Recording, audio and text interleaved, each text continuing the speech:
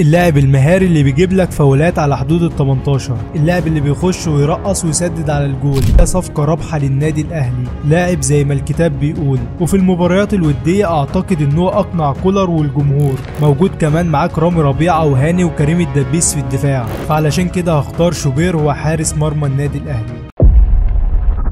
إلى حد كبير الأهلي قدر يجيب احتياجاته الشتاء ده من الصفقات، ما عدا مركز حارس المرمى. الأهلي قرر إنه يكمل بالحارس مصطفى شوبير وحمزة علاء. الأهلي عاوز ينهي الدوري بدري، لأن ده هيخليك تخش دوري أبطال أفريقيا وأنت مركز. وحرفيا التشكيلة الجديدة للنادي الأهلي تقيلة قوي، وقدرت تجيب النواقص اللي عندك. كنت أتمنى بصراحة ضم محمد بسام، لاعب شايفه هو الأفضل حاليا بعد محمد الشناوي في المركز ده. وكان في ميزة واضحة قوي إنه في الكرات العرضية كان بيخرج وبيمسكها او بيبعدها بايده، ودي كانت بتسهل على المدافعين شويه وبتقلل الخطوره بتاعت الركنيات وكمان الكرات العرضيه اللي بتبقى مصدر قلق. بس كلنا طبعا ثقه في مصطفى شوبير وحمزه علاء. كمان انك تضم لاعب زي عمر كمال دي صفقه قويه قوي. اللاعب ما عملش حاجه مع المنتخب في بطوله افريقيا، بس عمر كمال كان عنده اصابه على فكره للناس اللي ما تعرفش، ودي اثرت عليه في بدايه البطوله. كمان وسام ابو علي باذن الله صفقه رابحه للنادي الاهلي، لاعب زي ما الكتاب بيقول. وفي المباريات الودية اعتقد انه اقنع كولر والجمهور. لسه بقى في المباريات الرسمية هنشوف هيعمل ايه. انا هعمل تشكيل الاهلي بعد ضم الصفقات الجديدة. لو شايف ان في لاعب يستحق انه يكون موجود مكان لاعب تاني اكتبه في الكومنتات. ونبدأ الاول بحراسة المرمى. المركز ده هيكون موجود فيه شوبير وحمزة علاء. اعتقد ان شوبير هو هيبقى حارس الاهلي الاول، بس حمزة علاء انا بشوفه واحد من افضل الحراس الشباب في مصر حاليا، ولو خد مباراة ولا اتنين انا بقول لك هينافس بقوة. وكلنا شفناه في بطولة افريقيا مع المنتخب الاولمبي كان عامل ازاي. بس خلينا نقول برضو ان شوبير بعد الشناوي على طول وهو رقم 2، فعلشان كده هختار شوبير هو حارس مرمى النادي الاهلي.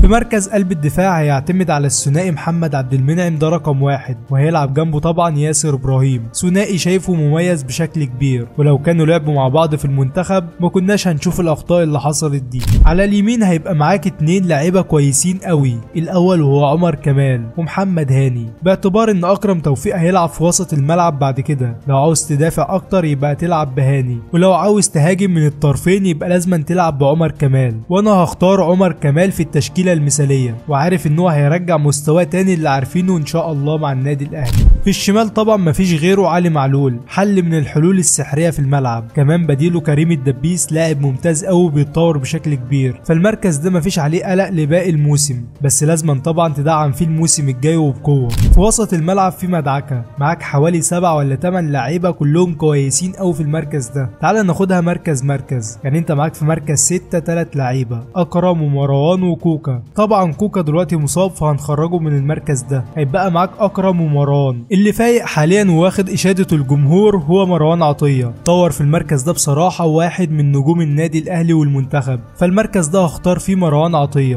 قدامه هيبقى موجود طبعا واحد لا غنى عنه، صفقه القرن زي ما بيقولوا، امام عاشور. طبعا لازم يكون موجود في مركز 8. امام عاشور صعب تلاقي له بديل دلوقتي في مصر، وشفنا لما غاب عن مباراه مصر والكونغو ايه اللي حصل. مفيش اللاعب اللي كان بيعمل حلقه وصل بين الدفاع والهجوم، اللاعب المهاري اللي بيجيب لك فاولات على حدود ال 18، اللاعب اللي بيخش ويرقص ويسدد على الجول. كل ده بيعمله امام عاشور، هيبقى موجود جنب امام عاشور. واتمنى يعني انه يبقى اليو ديانج. كان في مشكله بين المدرب واليو ديانج، اتمنى انها تكون خلصت. وكمان بالرغم من ان اليو ديانج قعد فتره ما يشاركش مع النادي الاهلي، بس اول ما راح المنتخب المالي لعب اساسي مع المدرب، ودي على فكره حاجه كبيره قوي، لان خط وسط منتخب مالي من الاقوى في افريقيا حاليا، وعندهم لعيبه محترفه في انديه كبيره في انجلترا وفرنسا. في ان اليو ديانج يلعب على كل دول ويعمل اداء كويس، فدي حاجه تحتسب لاليو ديانج وامكانياته. اتمنى يشارك في الاهلي الفتره الجايه. في الهجوم بقى عوده رضا سليم تاني، كان بدا يجيب مستواه مع الاهلي لولا الاصابه. عودته طبعا مهمه، بس في مركز الجناح اليمين فهو محجوز لبيرسي تاو، اللاعب رقم 1 في منتخب جنوب افريقيا.